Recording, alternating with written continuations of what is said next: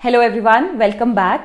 मुझे बहुत सारी क्वेरीज आई कि लास्ट के जो 2-3 महीने हैं यूपीएससी प्रीलिम्स से पहले, उसमें किस तरीके से हम अपना टाइम टेबल बनाएं कि सारे सब्जेक्ट्स एक एक बार इफ़ेक्टिवली कवर हो जाएं। कोई भी एग्ज़ाम जो हम देते हैं उसमें जो लास्ट का टाइम है, लास्ट के 2-3 महीने, वो सबसे ज़्यादा इंपॉर्टेंट होते हैं। आपका सिलेक्शन उन पे डिपेंड करता है। एंड मेरा जो फेलियर था उससे मेरी ये लर्निंग थी कि बिना एक टाइम टेबल, प्लानिंग, स्ट्रैटेजी के आप एग्ज़ाम क्लियर नहीं कर सकते। So I will tell you step by step कि हम कैसे अपना एक टाइम टेबल बना सकते हैं। तो कोई भी इफेक्टिव टाइम टेबल बनाने के लिए 2 चीज़ें होती है। पहला है कि आपके पास कितना टाइम है और दूसरा है कि कौन से सब्जेक्ट्स कवर करने हैं। तो सबसे पहले हमें लिखना है कि हमारे पास कितने दिन बचे हैं। मान के चलते हैं कि हमारे पास 80 डेज़ का टाइम अभी बचा है। तो ये जो आपका ओवरऑल टाइम है, इसमें से 15 या 20 दिन आप माइनस कर दीजिए। ये लास्ट के जो 15-20 दिन हैं, ये किसी भी एग्ज़ाम के लिए आपको काउंट नहीं करने चाहिए। ठीक है, ये वो टाइम है जब आप रिवीजन करेंगे, फुल लेंथ टेस्ट देंगे और एक फाइनल शेप देंगे अपनी प्रेपरेशन, या फिर कुछ हमारे सिलेबस में से बच जाता है तो वो कवर करने के लिए। तो हम 20 डेज़ इसमें से हटा सकते हैं और इफ़ेक्टिवली हमारे पास बनेंगे 60 दिन। And 60 days are the most optimum time. ना ये ज़्यादा है ना कम है, और इसी के अंदर हमें पूरा रिवाइज करना है। नाउ टाइम का कंपोनेंट हो गया। अब हम लिखेंगे हमारे मेजर सब्जेक्ट्स। तो सब्जेक्ट्स में अगर हम यूपीएससी प्रीलिम्स की बात करें तो सबसे पहले पॉलिटी, दूसरा मॉडर्न हिस्ट्री, तीसरा ज्योग्राफी, चौथा इकोनॉमिक्स, पांचवा हम लिख सकते हैं आर्ट एंड कल्चर,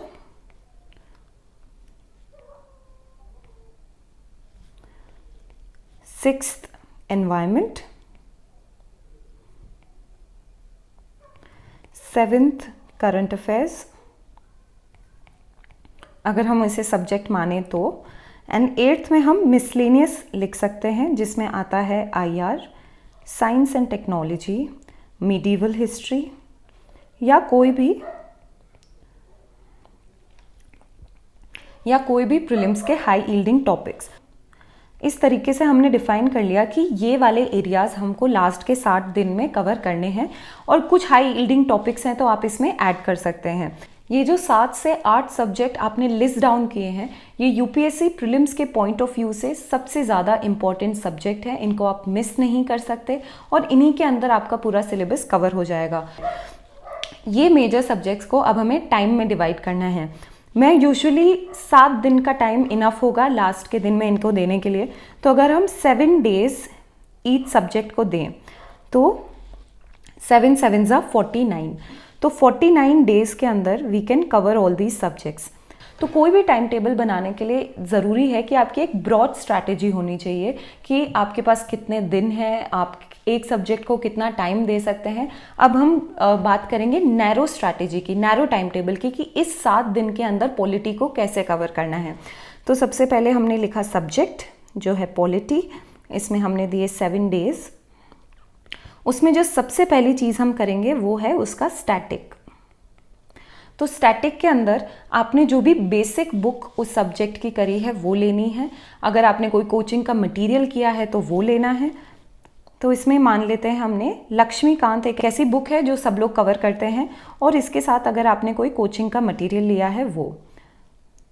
दूसरी चीज़ जो इसमें हमें करनी है वो है इसी सब्जेक्ट का करंट अफेयर्स। मेरा एक बहुत इफ़ेक्टिव प्लानिंग ये होती थी कि जो भी सब्जेक्ट है उसको करंट अफेयर्स के साथ मर्ज करके करना चाहिए। तो इससे आपका टाइम बचता है, डबल एफर्ट बचता है, एंड आई विल शो कि how it can be effective. तो इसी के साथ मैं इसका करंट अफेयर्स भी करूँगी। जो ईयरली बुकलेट्स आते हैं वो आप देख सकते हैं, या अगर आपने पहले से कोई बुकलेट्स का करंट अफेयर्स किया है तो उसमें सिर्फ पॉलिटी का जो मटेरियल है वो कर सकते हैं। एंड तीसरा होगा टेस्ट सीरीज।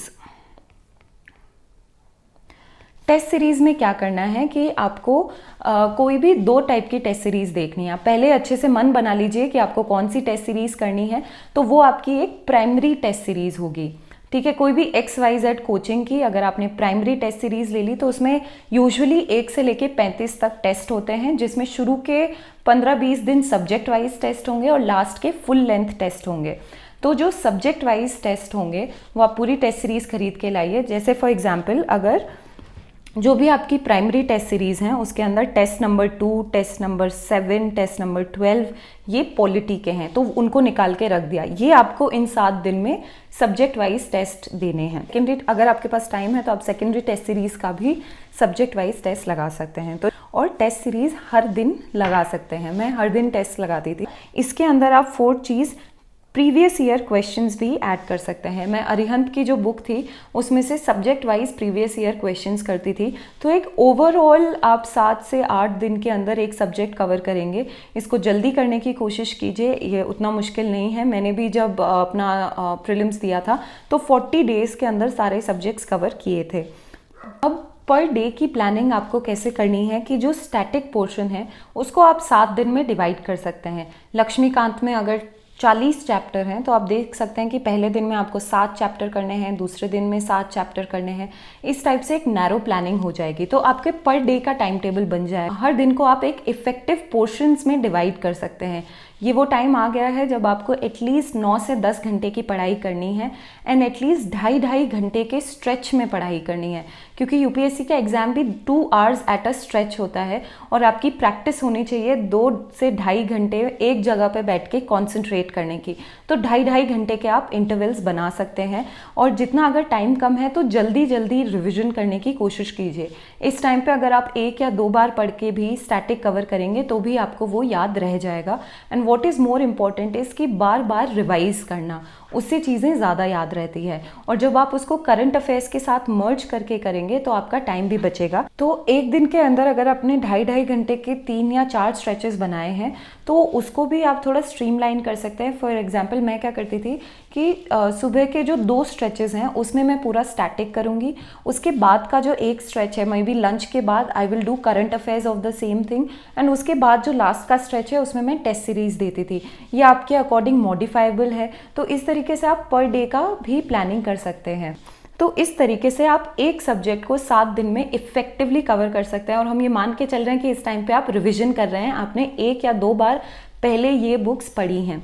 उसके बाद आप नेक्स्ट सब्जेक्ट उठा सकते हैं और उसमें भी सेम प्रोसीजर। आप उसका एक स्टैटिक का मटेरियल, जैसे मॉडर्न के लिए स्पेक्ट्रम, उसके बाद उसी का करंट अफेयर्स यूजुअली हिस्ट्री में होता नहीं है, लेकिन आप उसके साथ में उसकी टेस्ट सीरीज़ लगा लीजिए एंड उसके प्रीवियस ईयर क्वेश्चंस। अब फॉर एग्जांपल इसमें आपका करंट अफेयर्स नहीं है तो आप इसमें आर्ट एंड कल्चर का जो करंट अफेयर्स है वो इसके साथ में क्लब कर सकते हैं, या फिर एंशिएंट का जो करंट अफेयर्स है उसको क्लब कर लीजिए। सेम फॉर ज्योग्राफी में भी करंट अफेयर्स नहीं होगा तो जो नेशनल पार्क्स, बायोडाइवर्सिटी, हॉटस्पॉट्स और वो सब हैं वो आप उसमें इंक्लूड कर दीजिए। तो ऐसे करके आपके 7-8 दिन में काफ़ी इफेक्टिवली सारे सब्जेक्ट कवर हो जाएंगे। इकोनॉमिक्स के आप साथ में आप बजट, इकोनॉमिक सर्वे कवर कर सकते हैं, उनकी जो एक बुकलेट आती है वो देख सकते हैं। करंट अफेयर्स में बहुत ज़्यादा आपको स्प्रेड नहीं करना है कि बहुत सारी बुकलेट्स उठा ली।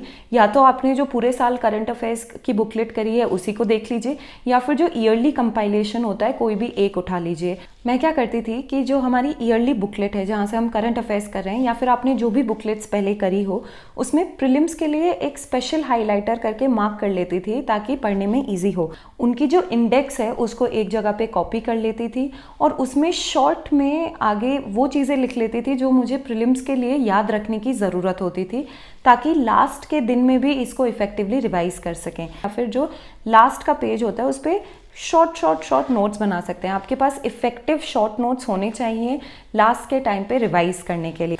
जैसे ही आपका एक सब्जेक्ट ख़त्म हुआ, बीच में एक दिन का गैप दीजिए और उसमें आप सीसैट कर सकते हैं। सीसैट के टेस्ट पेपर्स लगाने आप शुरू कर दीजिए। अगर आपने ऑलरेडी नहीं किए हैं, 80-90 मार्क्स आ रहे हैं तो वो काफ़ी एवरेज और ठीक मार्क्स हैं, उससे आपका क्लियर हो जाएगा। और अगर आपको लगता है कि उसमें और प्रिपरेशन की ज़रूरत है तो 7 दिन के बाद एक दिन आप पूरा सीसैट को दे सकते हैं। उसमें जो भी अलग अलग टॉपिक्स हैं, जैसे इंग्लिश कॉम्प्रिहेंशन या फिर लॉजिकल रीजनिंग, मैथ्स के कुछ हैं, तो एक टॉपिक हर हफ्ते आप पिकअप कर सकते हैं। इसके बाद में आप रियलाइज़ करेंगे कि after the end of 50 days आपके सारे सब्जेक्ट, आपकी सब्जेक्ट वाइज टेस्ट सीरीज़ काफ़ी अच्छे से कवर हो जाएगी। प्रीवियस ईयर क्वेश्चन, सब चीज़ों को मर्ज करने से काफ़ी इफेक्टिवली तैयारी होगी। After the end of 50 days जो छोटे मोटे मिसलिनियस से टॉपिक्स बच जाते हैं उनको किसी भी बुकलेट से कवर कर सकते हैं और इसके बाद आप फुल लेंथ टेस्ट लगाना शुरू कर सकते हैं। फुल लेंथ टेस्ट आप मिक्स एंड मैच कर सकते हैं अलग अलग टेस्ट सीरीज से, और एक फुल एग्ज़ाम मोड बिगिन कर सकते हैं। और जो लास्ट के 20 दिन हैं उसके अंदर आप ये जो आपने इतने दिन में कवर किया है इसी को वापस रिवाइज करते रहिए। टेस्ट सीरीज़ के अंदर लगभग 80 to 90% जो सब्जेक्ट टेस्ट सीरीज़ होती है वो ऑलरेडी वो चीज़ें होंगी जो आप कवर कर चुके हैं। सिर्फ 10% ऐसा कोई नया इन्फॉर्मेशन आपको मिलेगा, तो उस इन्फॉर्मेशन को एक अलग से रजिस्टर में नोट कर दीजिए ताकि टेस्ट सीरीज़ भी आपको बार बार रिवाइज ना करनी पड़े। एक प्रीलिम्स के लिए 1 या 2 अलग से रजिस्टर बनाए जा सकते हैं जिसमें जो ऐसी चीज़ें आपको लगती है कि आपको याद नहीं रहेगी ही इफेक्टिव आपके शॉर्ट नोट्स बन जाएंगे। और लास्ट के जो 2-3 दिन होंगे वो आप सिर्फ एक बार इंडेक्स देख लीजिए या आपके शॉर्ट नोट्स देख लीजिए, या जो आपने एक स्पेशल हाईलाइट करके रखा है टॉपिक्स को वो देख सकते हैं। जितना सिस्टमैटिक तरीके से आप ये चीज़ें करेंगे उतना कम आपका दिमाग लगाना पड़ेगा कि अब क्या करना है, कैसे करना है। एक बार में सब डिसाइड कर लीजिए कि कैसे करना है और कुछ चीज़ों को ऑटोमेटिक कर दीजिए। फॉर एग्जांपल अगर मुझे टेस्ट देना है शाम को 6 बजे तो मैं वो टेस्ट दूंगी। जितना आप ऑटोमेटाइज करेंगे उतना उसमें दिमाग कम लगेगा, और अगर आपका टेस्ट देने का मन नहीं भी है तो भी अगर आपका 6 बजे टेस्ट देना है तो वो आपको देना पड़ेगा।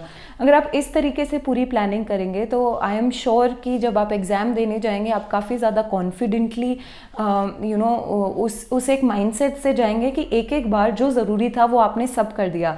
एंड उस चीज़ का जो कॉन्फिडेंस है कि covering the syllabus 1, that confidence is extremely important and it is unparalleled. So all the best for your examination. I hope that this timetable making strategy works for you. Thank you.